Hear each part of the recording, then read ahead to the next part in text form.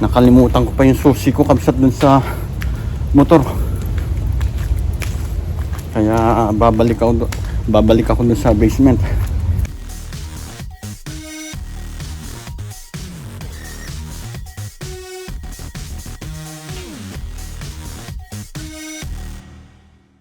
Good morning mga kamsat. Magkape tayo kamsat habang nanonood ng YouTube. At si Mrs. ay kaalis-alis lang dahil may pasok pa sa hanggang July 25. At mamaya nga pala kamsat ay may pupunta dito para gumawa ng CR namin dahil papalitan nila yung bowl at ang dami ng mga crack. At ito yung aming bowl kamsat na luma. Mamaya ay papalitan na nila kasi may mga crack na sa likod. Bali, ito.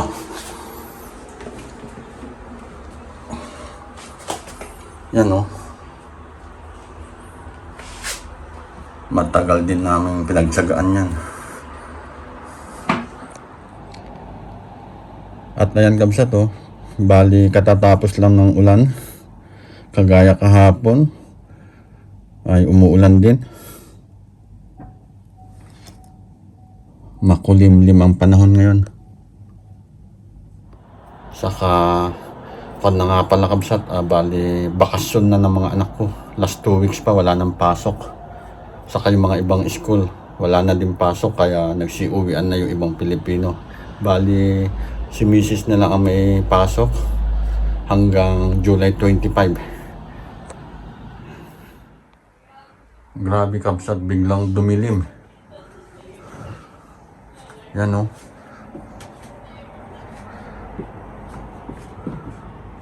Malakas na ulan na naman to. Ayan kamsat, ipakita ko lang sa inyo. Bumuhos na ang malakas na ulan. Labas muna ako kamsat at bibili ko daw ng itlog sa kagatas. At bibili na din ako ng ng pangtanghalian nila. Bali, na daw, hamburger sa McDo.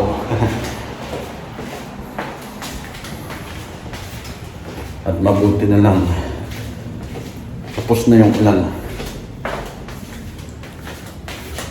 Mamaya ulit, alas 2 hanggang hapon na yun.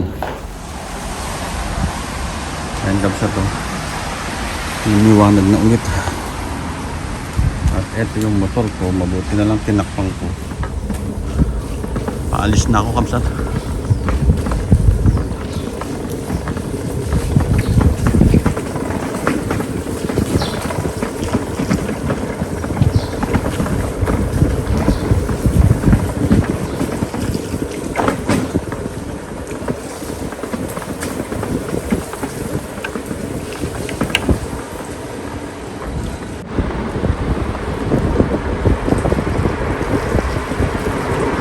Medyo nabawasan ng init ng panahon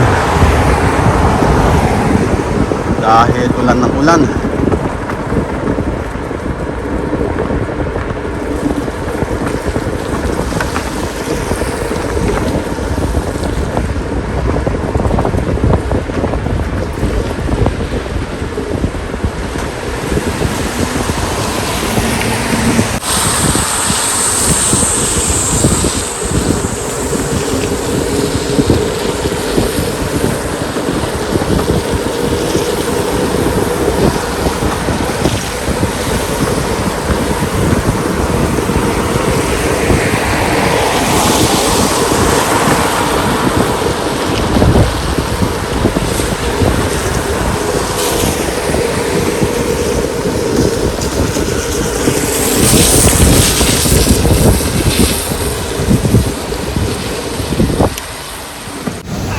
Bili muna ako ng itlog sa gatas kapsat para mamaya pag bumili ko ng hamburger ay diretso uwi na at mainit pa din yung hamburger.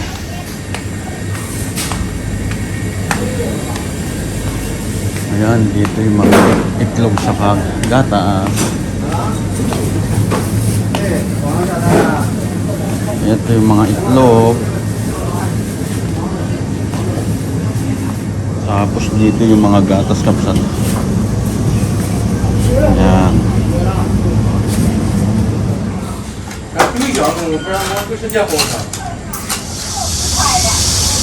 Abnormal talaga ang weather dito kapsat. Kanina ulan ng ulan, ngayon naman biglang araw.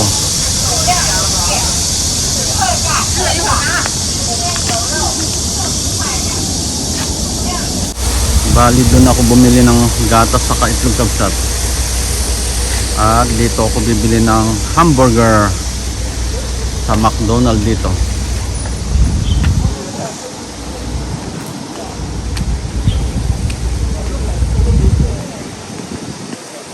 Dapat ang pinapabili ng anak ko ay miso soup. Kaso medyo malayo yung Japanese restaurant. Kaya sabi ko pa na lang McDonald's na lang.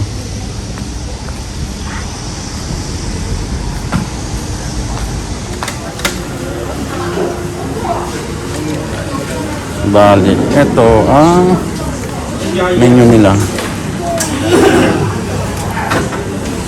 Ni hao. Oh, yeah. Bali, ito yung binili ko kapsat. Tapos french fries. Hindi na ako bumili ng Coke para hindi sobrang tamis. Ito yung number ng in-order ko kapsat. 1246. Tapos hintayin mo siya doon na lumabas. Doon. Daming tao.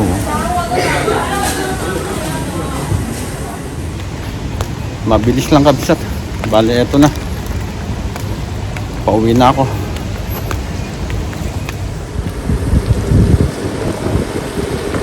Dahan-dahan lang ang pagmamaneho kasi basa ang kalsada.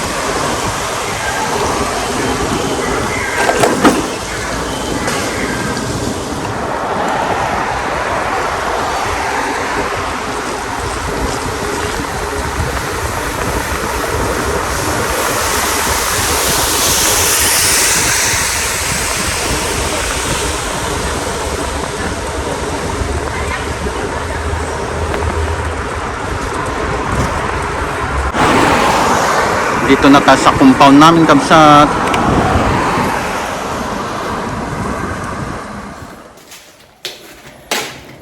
Ayun kabsat. Bali nandito ako sa basement. Nag-charge muna ako ng motor. At wala nang baterya.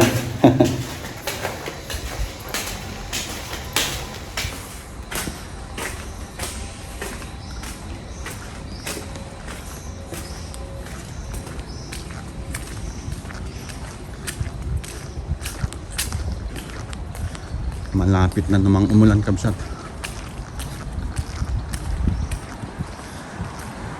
Mabuti na lang nakabili na ako ng tanghalian ng dalawang anak ko. Bali sa akin, na lang sa akin. Kanin saka gulay.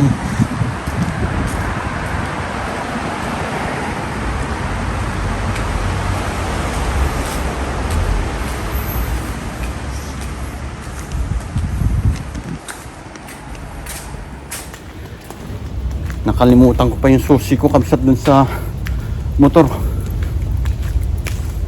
Kaya babalik ako dun sa basement. dami ko kasing dala-dala kanina. Kaya nakalimutan ko pala.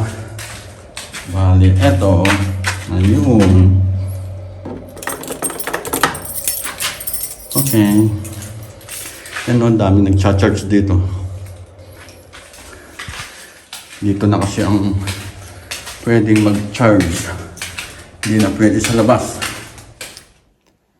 Lalabas ulit ako kabsat kasi bibili ko ng crayfish pang gabihan namin at mag-aalas 3 na wala pa yung gagawa nung bawal namin sa CR. Nandito na ako kabsat sa paborito namin bilihan ng crayfish. Yan o, dami. Tapos tayo, malagi ako dito bumibili kasi ang sarap ng timpla nila dito.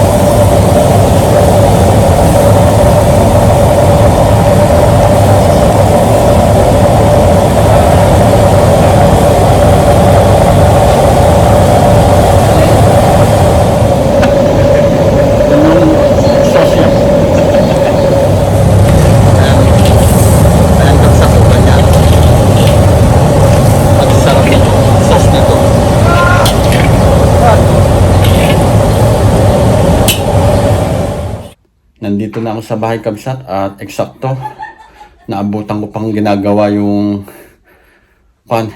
CR. Bali pinalitan na ng bagong bowl yung luma.